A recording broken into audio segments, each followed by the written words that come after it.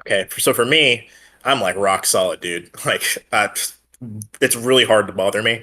So, um, no, I can't say like anything that happened in the military like directly affected me mentally or like, took me off balance. But I will say there's definitely a lot of folks that join the military that can't cut it, because it's too like I'm not. No, I won't say they can't cut it. They don't allow themselves to cut it.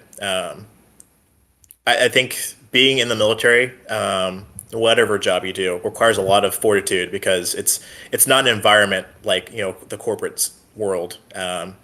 In the corporate world, you can say like screw it and just leave if you really really think that an environment's toxic or whatever. In the military, it's not like that. You have to get along with people you might not like traditionally get along with. You have to work with people that may come from backgrounds that are completely disparate from your own. And a lot of times, I say like 99% of the time, you don't have a choice. You have to work with those people. And Yeah, I think that's a hurdle that a lot of people struggle to jump over for some reason. I'd say that's pretty rare. I think a lot of people, assimilate just fine, and they make new friends. They get awesome experiences, and it's a good deal.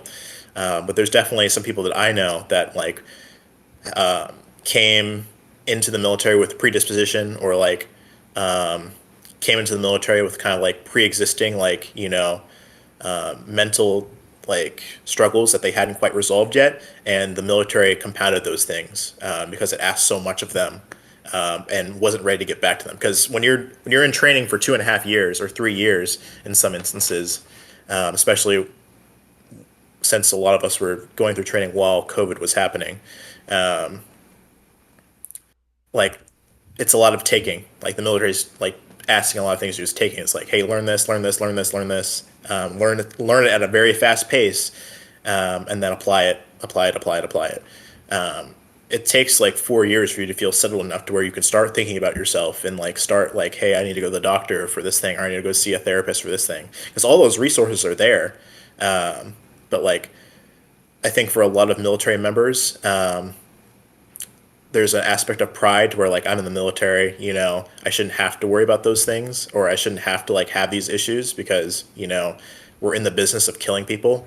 So I understand that aspect of it, but there's also like a pressure of, if I go to the doctor or something's wrong with me, then it'll delay me so much to where I can't actually do this cool thing that I've been training for the past 3 years. And that's also a struggle. So for my job in particular, that was a lot of the reasons why people fell through the cracks, or like ended up not making it through training, was because they were holding themselves back mentally, or that point in their life was not the correct time to like be in the military and have that much demanded of you. Even though they're like perfectly intelligent enough and perfectly capable of getting through the course material, it was just too much. It was the hydrant was too much for them to swallow all at once.